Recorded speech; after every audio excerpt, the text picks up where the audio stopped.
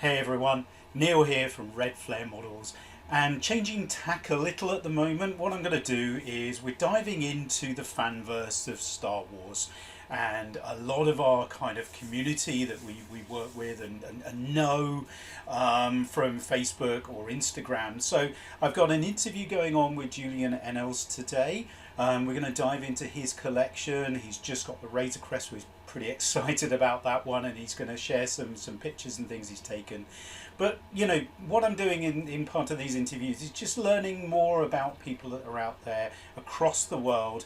Julian's a guy from the UK, and we're going to learn a little bit more about him and his background. So I'm going to dive into the interview, and we'll chat to you later.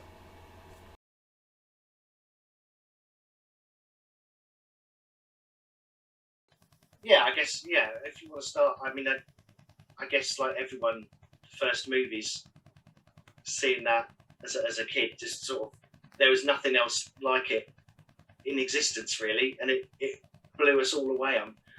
Yeah. And I got the toys. I've still got my old, very very well played with Millennium Falcon. Should have kept a box, I guess. I don't know. I had the Snow Speeder in a box, which really sadly, when I got it out for my kids, like I don't know what, 30 years later, that I'd left the batteries in it, and it had destroyed it. Yeah. But I realised something was wrong when I got it out of the attic, because the box actually fell apart in my hand. Right. All one corner just, and I was and I opened it all up, and it was plastic and everything, and I'm really angry and stupidly threw it away. And I should have probably cleaned it all out, or even stripped it or something. Yeah. And then I think that was something else that replacing that again, because I've been like in Asia and I was in Russia as well, working. I didn't have the joys of eBay. When I discovered eBay, that was when everything really sort of kicked off and took over. Finding some of my old stuff, or things that I'd lost or didn't have anymore, or always wanted, never had, and buying those things. But I think there was a definite rekindling with the Phantom Menace. I just remember being at work and watching the trailers and getting so excited for this to relive it all again. Yeah. And then there's always the debate online about whether they were good or not. I enjoyed them. I find them complicated in a way, overcomplicated. It didn't need to be as complicated as it was. But I never get into the arguments about them. They're films, they're enjoyment. Take your brain out, leave it on the shelf. Yeah. Enjoy. I take any content from Star Wars really. I don't. People argue whether it's good or bad. It's Star Wars for me. I'll take it. I think that's it. It enriches the universe that you want to kind of see yourself in, as you say, and put yourself in when you were a kid. And so for me as well, that was something where I can kind of yes, there's more scenes and there's more content and there's more creatures and things, but it's like oh yeah, that's happening, and now you got so many spin-offs. And I think there's this whole resurgence with kind of streaming media and digital has allowed them to really take it forward. They can explore so many different things. It's endless. I remember before. It was a while ago. There was a great article about why you'll never ever see the end of Star Wars, because it can go 10,000 years in any direction. And introduce characters, and of those characters you can spin that off, and it's awesome. They can go and do a spin-off series of anyone they we're going to get Cassian this I think it's later this year. We've never met him before. It's not just Luke and the core crew anymore. It's all these other people which all have a relevant story, and it just gives you more insight and interest and new ships and new old ships repurposed in the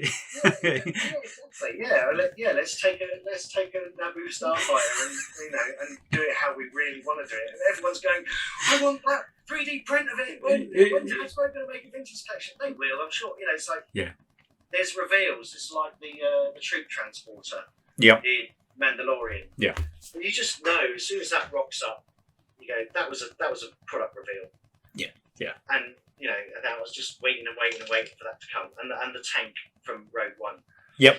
Yeah. Yeah. You know, you're just going, that's, oh god, I hope they're going to make it, and all the new speeders and the speeder bikes and things like that as well. You know, there's so many, as you say, there's so many variations now that I think is really driving, you know, fan, you know, desire to say, oh, we want more. And it opens up the world to a point where you can mash it up. You're not then going, oh, I'm trying to recreate a specific scene from A New Hope or whatever. It's just then you're just inspired and you just go into the universe and you create something. It will always look Star Warsy. You know, it's junk. It's scrappy. I like the sort of grunginess of it all and the broken things and you know, the remnant stormtroopers. Yeah, it was awesome. You know, it's like, yeah. I think that was one thing I sort of missed in the Book of Boba Fett was that there was no Empire. I don't think touched on at all. No, didn't see it, which was really interesting because normally the Empire is present somewhere across the board. You'll see something of it. I think the only bit there was a scene when he's getting onto the shuttle to leave, and he had to leave the Mandalorian when he reappears. Mm-hmm. There was a guy going up the ramp onto the transport ship who was in a range trooper's jacket. Yep. But that was it. Just random dude in his thing, like, you know. But it's not, you know. You notice these little things they pick. Exactly. I mean, it's the mix of the Pike Syndicate coming from the Solo movie all the way through here, or you know, the Crimson Dawn stuff. You know, there's little elements to it. That I'd like to see more of. I mean, I don't think they're going to do another Solo movie. I don't think they were going to plan to, but it left me wanting more. I wanted to know all about the Crimson Dawn and Maul and all of that stuff. Was you know, it's like, but definitely I think Solo could have been probably done a little better. But as you say, I mean, it adds things to it. It's the same as Rogue One. You know, that was an epic movie. That was awesome. But it was very much, you know, the end was very dramatic. Yes. But it had to happen. It was that, you know, continuity to the movies, as you say, that you went to the cinema to see. Yeah, and that for me, Rogue One, in a way, my little universe starts at Rogue One. In a way, if you were going to sort of talk about the prequels, Rogue One for me was enough. You didn't need the prequels. That was just awesome. It was such a great film that was. Yeah. I don't know how many times I've seen it. It's just, and that the last sequence with Vader going through that corridor just blew me away. It was just so good. Yeah.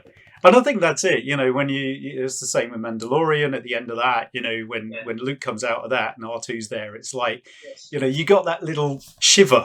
Exactly. Yeah, the hairs on the back of your neck stand up. You're like, oh yeah. It's just the whole way, the way they've done it, the way they've built it, the music, the drama, and that, you know, the whole thing, and then bang, there it is. There's Luke.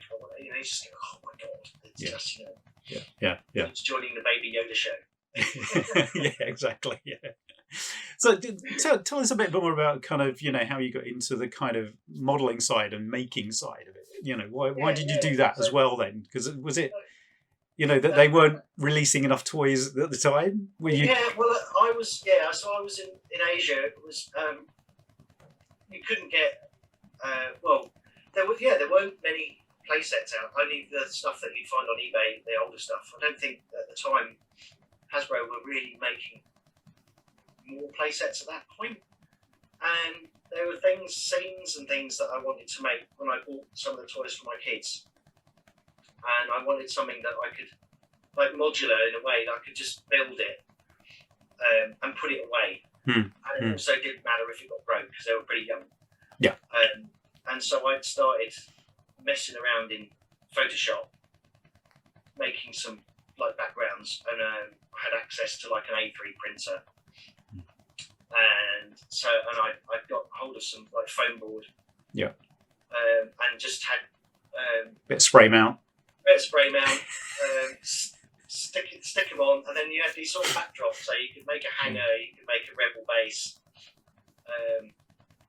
and it sort of grew into stacks and stacks of boards that you could play with, fold it away, move it around, and I think that's the ultimate thing, is being able to store this stuff. It's a big hobby, and I'm so jealous of some of the guys in the States that have these vast houses. They've got the entire floor dedicated to their collections, and you're watching it, you're like, oh, I just so wish I could do something like that. Yeah. And so for me, it was a space thing, and that coming from marketing, dealing with polyboard and spray mount all the time, going, that's my go-to. I know that I can make something from that. And then that grew.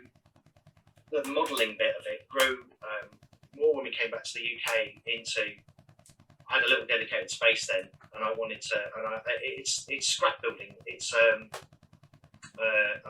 send some shot, but some of the that is the top of the Kinder Egg. Yeah. With some Tamiya model, like I think they're rocket. I think it's some bazooka or something like that. Right. Stuck on, weathered and sprayed. Yeah. There's a bigger, like before, the moisture evaporator. Yeah. That's an Actimel bottle. Okay. Right. Some tank tracks. Yeah. The tank wheel. Yeah. The top of a. I can't remember what that was now. There's that's the top of a vape bottle. Yep. And that's a raw plug. Right. It was like what I had lying around. There's a bottle top. Yeah. And you put it together, and it's weird to look at when before it's sprayed or painted or anything. I think this was the first thing I really did. Just going, and for me, it was more about. It's like background shapes. The toys and the heroes are the heroes, but what I was lacking was I need some shape in the background, soft, something out of focus that gives it its look. Yeah. And I guess it sort of started growing from that. I found these are great. I've got a load of these. It's the sync. Oh yeah. The sync, so Wix or B&Q or whatever. Yeah. With old sprues. Right. Yeah. Glued on and painted, and it was that's just mess it up. Yeah. Destroy it, and they were. Then I did. I had some. So different one, Empire-y. Okay, so you've done that different colour. Yeah, exactly. Just sort of, and then just again, and every now and then it stayed sort of nice grey looking for ages, and then I just started scratching silver over it, and I come back to it and start fiddling with it again. I'm like, oh, it's not quite trying to. I wouldn't have said ever I'll perfect it, but that's what they used to do when they used to, build all the models anyway, right? Yeah, is they used to use anything and everything. Yeah, it is what it is. There's that droid that's the water tank, isn't there, in Boba Fett? There's a droid there that I think you've got one on your side. Yeah. It's literally a water tank. It is. It's a just a water butt basically from the garden. Yeah. I mean, it's they'll use anything, right? And I think that's the joy of what Star Wars is all about. Is there's always random pipes and stuff that, as you say, you can just throw together. Nesquik. Right, yeah. Nesquik works. Take the paper off, and I was like, oh, it's a carton. It's all right. And that's just a flat colour with some washes over the top. Yeah, it's just that acrylic. It's that acrylic paint just sprayed on. Yep. And then I think it is. Yeah, I've just dry brushed. Yep. And super glue, tank traps and sprues. Again, that was quite an early one, but it's just like it's background. Yeah. It's also getting that contrast between the dirt and the light and the dark. Yeah. Yeah, which is always it takes a bit of experience sometimes, There's or luck. there's some throwing. Well, the thing is that you can paint over it. You keep going. Sometimes that works. Other times you go, well, you know what? I'll get another Nesquik bottle when the kids have finished their milkshakes. Yeah. And I'll have another crack at it. Yeah. And it's seeing little things as well when you like without doing the advertising, these little candy things, right? And I thought, well, that's pretty cool. They look like little barrels, right? Yeah, they're like little barrels. So yeah, like, dirty it up, spray it, or whatever. Yeah. And it's just seeing it and then going. I mean, it's really weird because when. Like you kind of when I came up with the idea for the marketplace set, right? I thought, nobody's done that before, so I'll do something.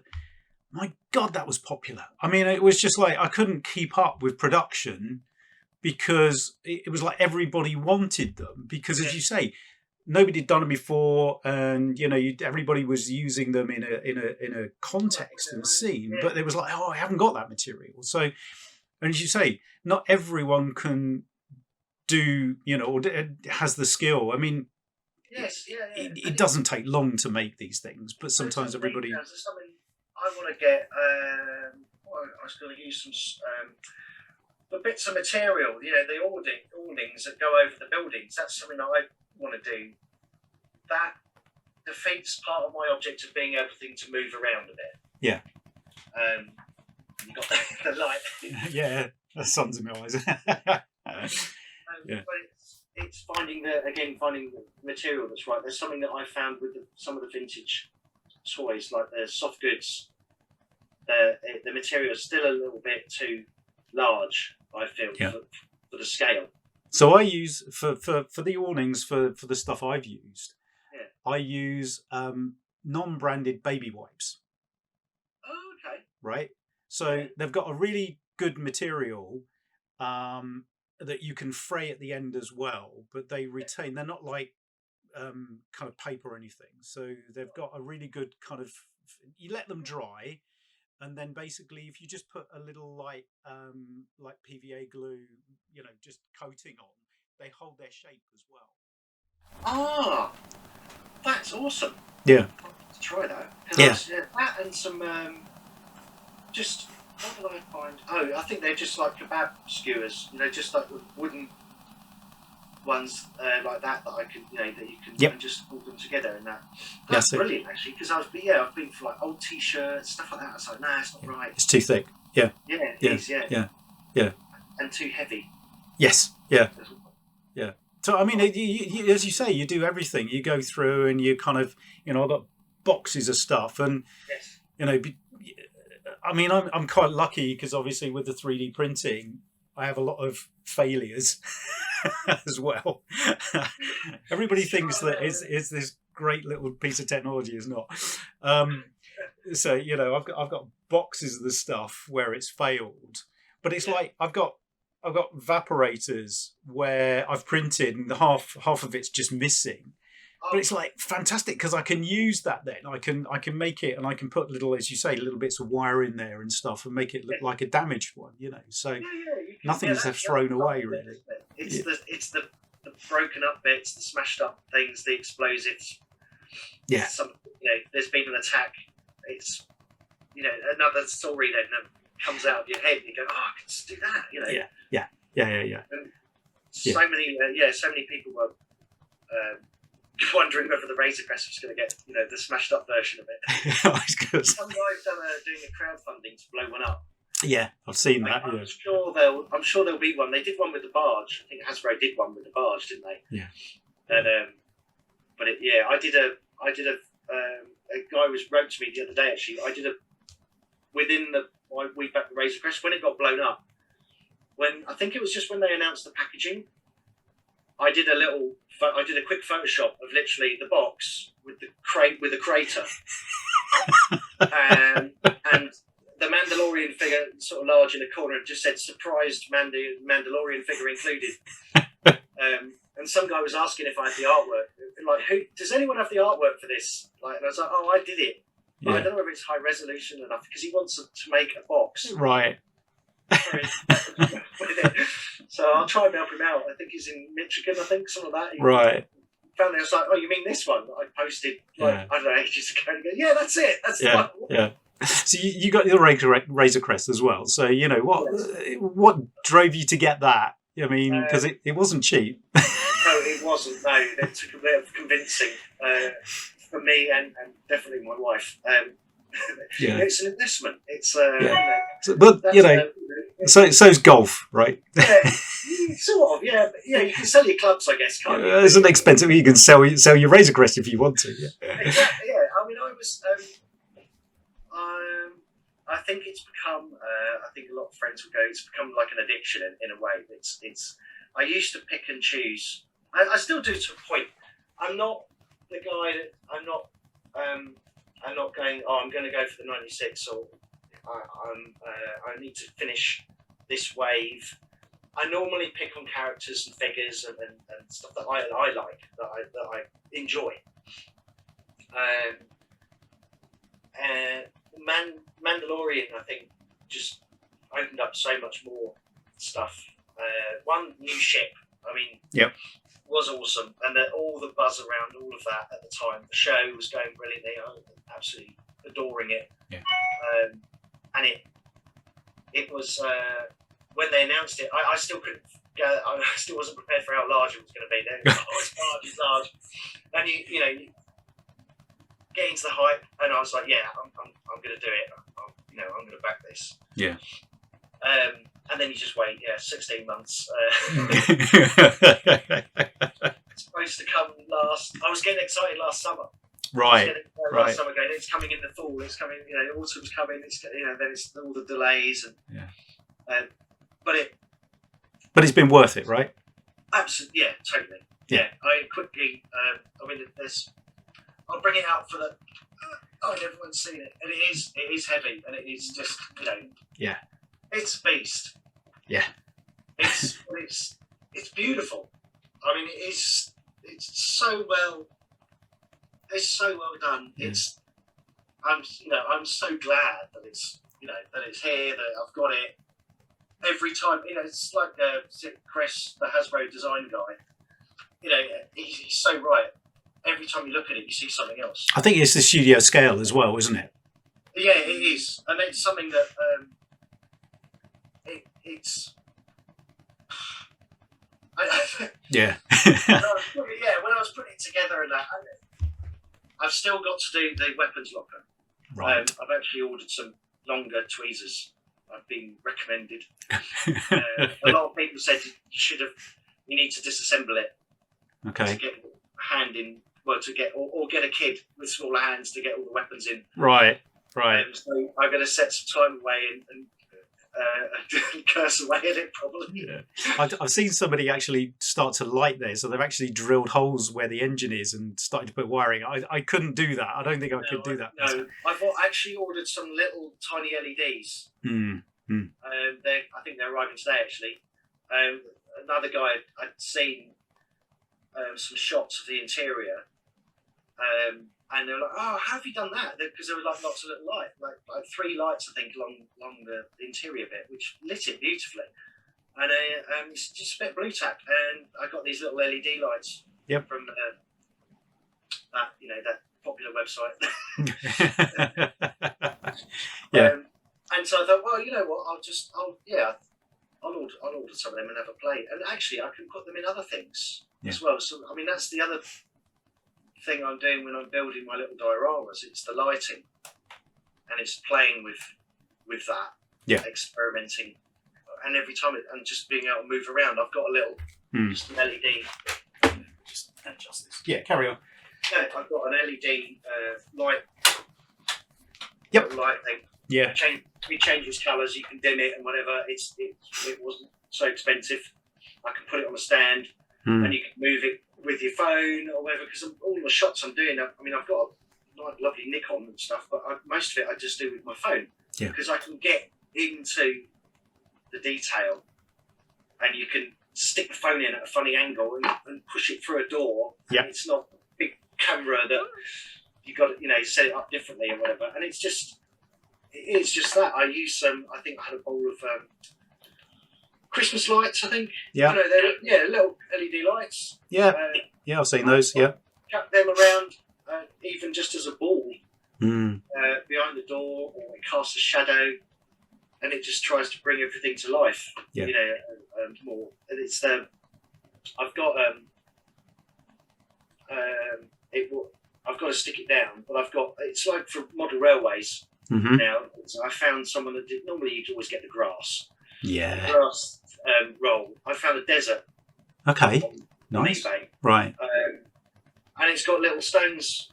To be honest, it's a bit like, I guess, like sort of sandpaper with stones that have been glued onto it. Yeah. Make it soft, to be honest. Okay. But I just thought, that's great. I've got to flatten it, and then I can stick some buildings on it. Mm. And then I've got like a little board that I can just take away. Yeah. And they do I think they do an urban one as well, which is more like a sort of dark grey tarmacy. Okay. So, yeah. I mean, my bits have more been around, I guess, tattooing in a way. Yeah. Just it's easier, but I wouldn't mind doing some darker stuff. Yep. Navarro. Yeah. Great. Yeah. Again, it's those buildings. Whether or not maybe I'll repaint some of my buildings or make some new ones. I have got some more polyboard, so I was going to do some arches. I've got another thing you can use. Lego I found. Yep. They're like the struts. Yeah. The support struts. Okay, I haven't seen those before. Sort of went, oh yeah, I can do that, and some little just bits of wire, and again it's just an arch that I just stick against buildings. Yeah. And move it around. Yeah. I was going to say I recognise that. Gold at the moment. It's got to be more weathery. Right, but it is, as you say. I mean, it's just a couple of bits of you stick it together. I mean, how do you stick your foam ball together? That I think that's just what's it called? PVA. PVA. So okay. That's like two. Yep. Yeah. Two stuck together. Right. 2 or 3. Roughly cut out, and then again, because it doesn't have to be lovely and smooth. And that. I mean, I've noticed in the last in some of the buildings in the a lot of the buildings they're a lot smoother than mine. Yeah. My poly, don't ask me to plaster your house. Yeah. Well, I had some rather smooth ones, but then I wasn't getting when I was lighting it. It was just too smooth for me and too clean. I wanted it sort of like a bit messed up, and you get the contrast come through. Then that's it. I mean, it's the same that I do on mine. You want that kind of texture to it. Yeah, exactly. Yeah, you need that, and also that acrylic paint gives a little bit of nice texture. It's quite fine, but it's quite good. Yeah. Another thing I had is Playmobil. Okay. So I saw it on the Playmobil site. Another couple of yours. It was earlier, but it's a fire tower. Oh, okay. And I just like. Yeah. So I just like, well, yeah, what can I do with that? I don't know what to do with it now. Yeah. But again, it was more of like, okay, I can put something. I just printed. I mean, the sign came with it. It had a fire sign or whatever. Oh, okay. Yeah. Like, I'll print out an Empire thing. Yeah. And it's and then just sort of again, I'll probably go over and over and over, just weather a little bit. And I'm using Tamiya black. Yep. Which panel line accent colour. Yep. Yeah. Good stuff. Which is always good. It doesn't go in like paint. It sort of soaks and explodes a little bit, and then I just rub it with my fingers and. That's right. Yep. Get it, and just again, it's just play with it and build it. Layer. It's layers, isn't it? Yeah. Photoshop. It's just layers. Yeah. 3D printing layers. Layers. I know. I like the layers. Yeah. It's the same when I do the like painting the heads or painting the creatures. It's like there's always 5 or 6 layers. There's the base color, and then you add various other tones and colors, and you've got that dark pin wash, which is a kind of where cheek bits would be, or in the eyes, and then you've got the light bit as well. It's playing with it, having fun with it, and don't be nervous about it, isn't it? Really, I think that's it. I don't have the airbrushes. I see some of these shots, some of these groups, the dioramas on Facebook, and it's stunning work. I mean, really, I don't have. It's the time as well. Yeah, time to put into it. It's mine are quite quick and dirty, I guess. But they bring me my happiness, and then I come back to it maybe and go, oh, maybe I'll just change that, I'll tweak that. Yeah. I think I've redone. Oh yeah, I did. Yeah. So there was one. Actually, I was doing it last night. So okay. Yeah. This was a bit darker. The whole building was a bit darker. Yeah. Well, the bottle cap. Yeah. That's a bit of Lego. Yeah, I know that bit of Lego. Yeah, that's a great bit. These bits, I think that's all Lego. The whole unit's Lego. Yeah, yeah. I ordered it from the Lego site, just like spare bits. Yes, yeah. And they're really quite cheap if you order enough. Then the postage is. I was ordering some sets for my son for birthday, whatever. But I thought, I was a bit last night. I was going, you know what? I'm just going to go for it again, a lighter colour. Again, it's just playing. Yeah. Yeah, that's just. Yep. I mean, what I tend to do as well is, for some convenience, I've got various other kind of, silicone molds that I can use or whatever. So I'll make those kind of greebly bits. Yeah. And, I'll make a mold of it because I know that other people want them, right? So I'm making it for me, but it's like, well, I'll make a mold out of that. Or, there's some quick material as well that you can get from that very famous website.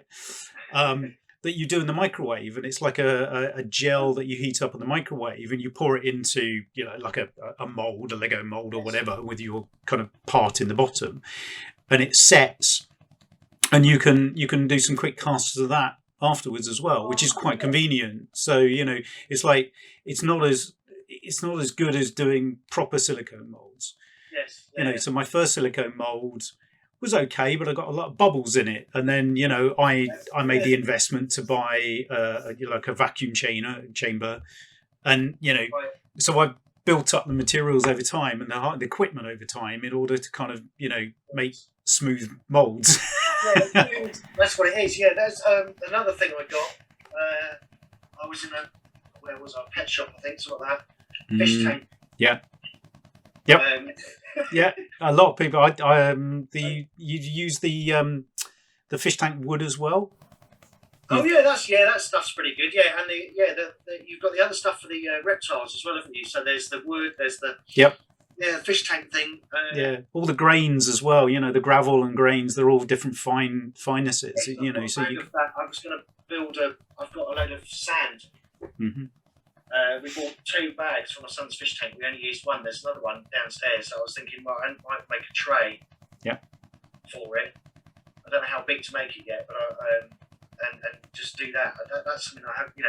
Then you've got real material. That becomes. And that's what I do for my photography. So I'll do I'll just literally get a tray, pour the sand on it, put the background, all the things on it, take the photograph, and then pour the sand back in the bag. Yeah.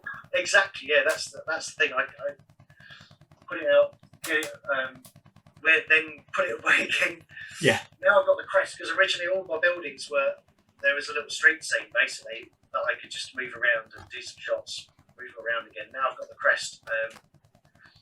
I've got a logistical problem of where I leave it, where I'm going to keep it, store it.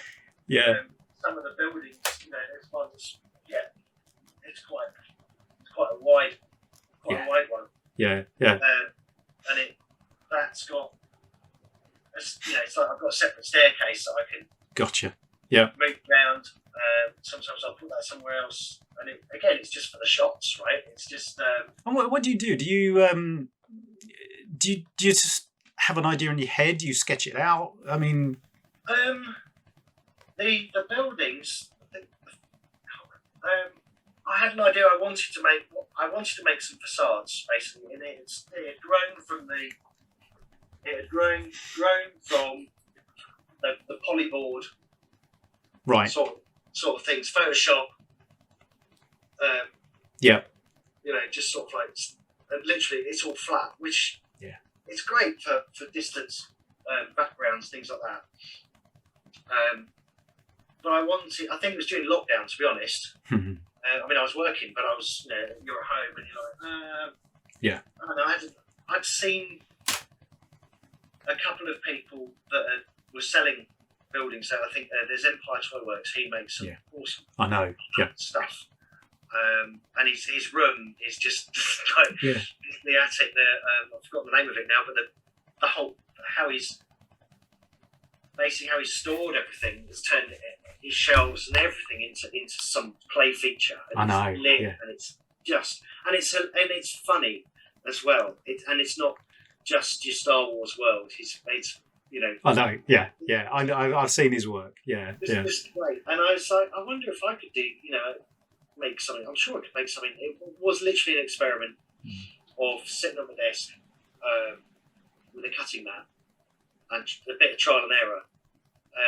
I reckon if I'd probably planned it, I probably would end up similar sort of result. I had a thought in my head, and it was just, you know, cutting bits out, getting the shapes, putting it together, cut a little bit more off of that or round that corner or whatever. Then I guess, getting the basic shape of it right, and then it was like, now what? Now I've got to cover it in something. Yeah, and you've got to scale it. I mean, I think that's the thing as well, isn't it? You've got to make sure it's got to figure that. It's like, how big do I want that door?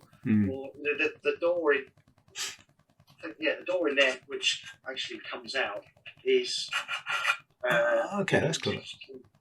It's a bit of polyboard and some cardboard. I think very thin cardboard. I think, and I just cut some shapes and went. To be honest, the other day that was blue. I went over it with the sandy colour. Maybe it would go again, and each time it would just change. You know, just. But I wanted something that I could. One wasn't too big, although it grew a bit too big. But, you know, maybe I'd probably do them flat. Yeah. Just so then I could store it, or not completely flat, but just literally the facade. Yeah. Because of the space that you get, and then you can just move things around. But then the play sets, you know, Hasbro, the Tentive came out. Yeah. And I've got two of them, and that you know, some people had ordered. I've seen some of the shots where they've got 8 and they assemble it all together, and it's just vast. Yeah. And it's that was one, I think. I know some people are like, what? How much money for just some walls? But that makes all the difference. Yeah. I think that, you know, for me as well, that's my kind of ultimate goal is to have a big enough space where I can literally have a whole room, you know, that is just one particular kind of scene, you know, like the way that people have their model trains set up, you know, and that's what it is. It's trying to. I've got a bookcase beside me, which it's filling. I've got so many boxes of just troops that are loose. Yeah. Then I started going, do I want to open that? Maybe I'll keep that in. And then I order from the guy in Hong Kong. Right. Tung Hori. So if a new figure's coming out, the vintage, I might order one from him that I'll use. Yeah. And the one that comes from Star Action Figures, I won't open. Right. that will stay in the box. If it's that looks good. I'm not going to grade it or anything like that, but it will stay in the box. Maybe one day I'll open it, or maybe my grandkids will open it. I don't know. Yeah. Or I'll log it. But it's grown definitely into more of an addiction. Yeah. And the shelf. And then it's getting, like I said earlier, getting the things that you didn't have or you wanted as a kid. Like I found the Emperor's Shuttle from Return of the Jedi, so the one that they used to go down to the to Endor on. It doesn't have the loading ramp, the entrance ramp. I've seen a few 3D printed. I'm not precious. I've got the rear cannon. I found one of those on eBay and got that one. But again, it's large. Where do I, on the shelf? So that's next to the Slave 1. Yep. The vintage collection Slave 1, which is on display. They're the same height. So it's just a really big depth for shelf, which then goes, right, now I've got smaller shelves. Yeah. To put other bits on. Yeah, I got the Slave 1 at the back there, which I got from a guy on Facebook Marketplace. Oh, and I'm planning to repaint it, and because it's my son's got that one. Yeah. So I kind of it's sitting there. I've got Luke's speeder as well, the Black Series 1, which again, yeah. And I'm planning to kind of really add a lot more detail to it and respray it, because I've seen somebody else on Facebook. He reprimed it and he resprayed it because it's a bit plasticky and it looks a bit artificial. And I kind of like to go for a bit more authenticity. So I'm planning to respray that. It needs the dirt on it, doesn't it? It's but interesting enough, when I get I just put it to one side, but I always think space is actually a vacuum that's quite clean. But you see these old grungy ships that have probably never landed on a planet, because that's the only place they'd pick up dirt. Yeah. And you go, where did that dirt come from? But I'm never going to, don't question it. Yeah. And that's the thing, isn't it? You're like the Naboo fighter or whatever, or, Queen Amidala's ship was always this shiny ship. And it's like everything else is really dirty. Yeah, exactly. Yeah, this is it's the print they polishes that, basically. I think that was the great thing about the Millennium Falcon when they showed it in Solo. It's like, it's a shiny ship. It was a shiny ship. Got ruined quite quickly. That scene when he lands it at the end and it just limps in. I will be back in my ship. And I think that's the same with the Razor Crest, when it fell in the water and all that kind of things, and patched it up, It's so good. He lands on that. It's held together with sticky tape, But I think they can make. I think that's the difference with Star Wars stuff, is they make fun of themselves as well. They can. There's a bit of joke going on really with everything. Yeah, there is. They're little segues up somewhere, or a little hint of something, and I think that's really important actually now. I think you have to be able to laugh at yourself, in the right places. Yeah. And Marvel did that, I think. Yeah. With Thor. With the Ragnarok, that was hilarious. Yeah, and it was so good because it just it takes it to another level and I think possibly Deadpool probably started all of that really going.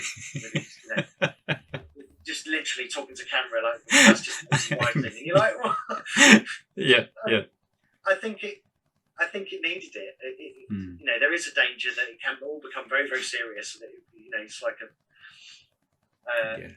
And we've got to remember what it is. It is entertainment. It's in our hearts, and we love it. Yeah. But you need those little bits of humour, because I think that brings it to life, makes it more real. Yeah. It makes it more believable. Yeah. People are like that. Yeah. Definitely. Definitely. It's just they can be sarcastic. They can, everything with Mandalorian, it was just. He was brilliant. I think I was. Different. Weirdly, when he took his helmet off, I know I'd seen the actor and everything, but I don't know. I still can't put his face on Mandalorian. I don't know why. It just doesn't seem to fit. He's brilliant, but the IG unit was just so well. It was so well done. Yeah. And when you first meet him, he's just going to keep trying to self-destruct. Yes. No, don't self-destruct. All of that, it's the drama, but it's that's what a droid would be doing. Yeah, that's his programming, right? And that's right. He's got a separate agenda. Yeah. Never really found out who hired him. No, that's true. He was supposed to destroy. He was supposed to kill the target. Yeah. But who hired him to do that? Yeah. You're right. I found that out, actually. No. I don't think we did. No, I'm pretty certain we never found out. And of course, he's destroyed. We'll never know. But as you say, it showed other scenes. It showed the remnants of what was left of the Empire and stuff, and people hanging on to something. Yeah. The New Republic change and all that kind of stuff. As I say, it's taken it in so many different story arcs.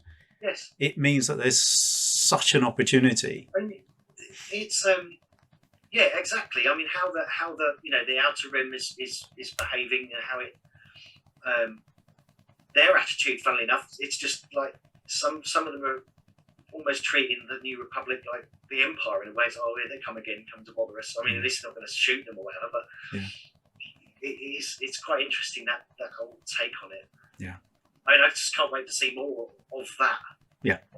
You know, as I say, we've got plenty of shows this year. Yeah, exactly. We've got Obi-Wan. It's that May, isn't it? May 23rd, I think, something like that. I can't wait for that. I think that's loads of flashbacks and Obi-Wan stalking a child in the desert. That's gonna be weird. Yeah. But I get. I also just Rebels and Clone Wars. Yeah. It took a while for me to get into Rebels because I didn't really like the animation style to start with. It took a bit to grow on me, but it's awesome actually. I mean, and then you, in a way, you forget that the stories were great. Yes. The stories, and then of course we got the Ghost. Maybe that'll. I mean, I haven't definitely never got the room. Everyone's trying to get the Ghost made as a HasLab project. That would be just ridiculous. And that's it. I think it's like everybody that we're playing catch up. To try and produce stuff. I mean, and keep up. Yeah. I pre-ordered a Dark Trooper. That came up. The Black Series Dark Trooper. He's not going to be available until 2023. Yeah. Right, but I mean the whole pre-ordering thing's gone a bit nuts. But it is production. As you say, they've got to make the masters, the molds. They've got to the equipment to produce, and then they've got to take enough orders in order to justify it as well. I think something that when everyone's going on about the pre-order, right? But the pre-order allows them to give them a better figure in their heads of how many they need to produce, and you don't end up with all these egg warmers hanging around the shops. And there's still in my local shop. There's still stuff from Solo. Yep. And they're not going to take any more on until they've emptied that. And even when it's on sale, a lot of the figures are the figure you only need one of. It's not army building or whatever. Yeah. It's I mean that's the annoying thing about it was getting hold of for your army building or whatever. I mean I love the Hasbro these guys. Yeah. So a couple of those. But it's not a cheap hobby, is it? So I can't. No. Again, very jealous of our American friends that they're doing it in dollars, and here they're just literally take the dollar sign. I was going to say those that can walk into Target and buy something for a couple of dollars, where it's 30 or 40 pounds exactly. here. Big investment here. It's like I've got the Stormtrooper set of that sold out on Hasbro like that. So I've got through a connection with my brother, a guy bought some in the States. And shipping should be soon actually. Right. He's got them. I think he's waiting for something else to come in. Yeah. But that side of the collecting, it's. I think we're a bit luckier with the exclusives when they'll turn up in Zavvi or Star Action Figures or. But the guys in the States, they have issues with Target. It'll be on pre-order and then they cancel it. And I see all these posts and I really feel for it. But that makes it really hard to love the hobby. Now, I mean, it's for a company, they're selling products anyway. Yep. And it's flying off the shelves. It's certainly from conversations that I had and overheard a while ago, because it was 3 years ago. So it hadn't. I think it's just in the last 2 years since Mandalorian. I think it's really sort of taken off for them, and it's probably surprised them as well. But they have or had a warehouse full of Star Wars toys that they reckoned would probably be cheaper to burn it down and claim the insurance. Right. They couldn't shift it. And it's certain figures that a million Snokes or half, whatever rays. Yeah. You only need one of those, and not everyone wants it. And so they're just left with them, and they're still in the shops. Yeah. Yeah. But I think now they're playing catch up. Yeah. I think which is it's fine. We'll get there. It's I've got the. I don't know what you think about the Boba Fett's the new playset they just launched. I love it, and it's got all your little spoons and all the glasses. I know. Yeah. But it's too much. I think it's too much money. Yeah. I was hovering, and I haven't. I don't know if I will or not. It's a lot. Yeah. For that. It's £209. The Razor Crest was £350. Yeah. I know it's a big set, but there's a limitation. I don't know. Yeah, I'm not sure. I think like the stuff like the Tentive 5 and I got the Varo bar. My only gripe with that, one, cardboard door. Ooh, okay. Right. Guys, cardboard door. Funny enough, I've taken it off and I stick it behind some of my buildings. It's, what I thought I might do was actually I might just scan that. Yeah. And I could knock a few more out just in the similar vein. But it's not great. And also, it's only one-sided. So all the shots he showed you, and I was like, I wonder if they've got the other side, because that would have been great to have both sides of the wall. So you've got what you can do with it is you can take out the cardboard window, and swap it for a nice one, or there's a blown up one. Okay. And hang on, but the problem.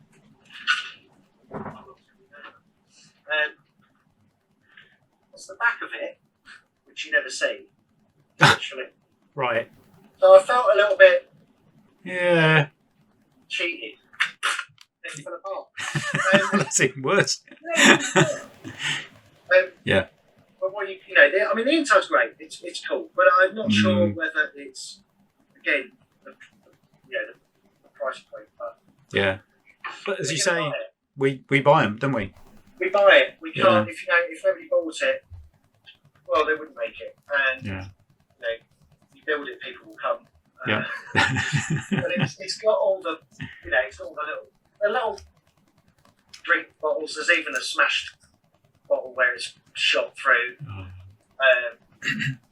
which is it's they're pretty cool little. Oh, okay. Yep. Nice. Really nicely done. Yeah. So I can't fault that, and I know I've added. I can't see it. So I made champagne. Okay. Plastic champagne top. Yeah. Handy little seat. Nice. You need some more of that. Yeah, I've got two of those because they sit in the bar, and then I've got a little. I think it's a kid's. Okay. Block that you put shapes in. Yeah, I know. Yeah. Like not a Duplo one. Table. Right. Yeah. Sit them together. Yep. And it's about the right height. And I had that before the playset, and I was like, oh great, I can do a whole bar seat now. Yeah. Mando sat down and I just knocked it all over. That is the only problem with these standing them up. Yep. And if I've come in a couple of times into the room and knocked the shelf because it's right next to the door. Oh. You just hear that. Yeah. It's only Been there. It's only a couple, but but they're. What's the other? It's scrappy bits, isn't it? It's finding stuff. I don't even know what that was. Some kind of electrical unit. Yeah. I don't know. Spray it stickers. I don't know. Yeah. It just goes on things. This is quite heavy actually. So I don't know. It's like some sort of water pump thing. Yeah. I don't know. Spray it. That's been too clean. I need to ruin it. One of the first one of the first things that it's been sat in a cupboard. I got it out for this actually. It's just finding things and going, that looks pretty cool. Do something with that, probably. Yeah. I took an old Dyson to bits, and there's the big cylinder which I'm going to use as a side of a building. You know, like a big water tank. But there's the engine in it. I took it to bits. I've been challenged by the wife to say, don't throw it away, just recycle every single piece. So, yeah. Why not? That's the thing, isn't it? I just find stuff. Sometimes the kids come home with something, or an old toy, or... Yeah. I've now, ketchup bottle tops. I don't know, they're quite interesting. Yeah. That's it. I just collect it, and maybe I could do something with that. Yeah. As you say, you just spend a few hours in the evening gluing them all together, give them a quick prime, and my wife bought me a glue gun. Yep. For Christmas. Right. So I was going to. That allows bigger stuff. Super glue's been brilliant for little things like that. Yeah. A glue gun, I'm not sure whether that will be. It's too big. But gluing big elements together, I think will be great for that. Yeah. But I've just been doing so many little things. I mean, that's. I don't know, it's like a little sort of chimney stack to go on a building. Yeah. But it's like I think that's a juice. It looks like a juice cap, doesn't it? Yeah, that's a Smarties. Right. You take the cardboard tube. Right. That's the plastic, so it's all got these little edges and that. Yeah. And again, it's shapes, isn't it? It's just that's I it. Put it on top of the building, and I can move it, or I can put it somewhere else, or it can go on the floor. That's what I like about it, is that you can just move stuff around, and that's what they're doing. You're reusing and repurposing. Exactly. Yeah. All these little props. Yeah. Well, look, I mean, thank you, Julian. I mean, it's just been a brilliant chat, you know. But you know, for me, it's like, you know, I'm driven like you to kind of make stuff, and I enjoy kind of, you know, sticking bits together and kind of coming up with new stuff as well. But you know, it's great to see what you've been doing, and kind of, you know, love to you know, show off some of your work and stuff. So I'll kind of make sure all your, you know, social stuff is on the video and everything for everybody to follow. But I appreciate the time. That's right. You're welcome.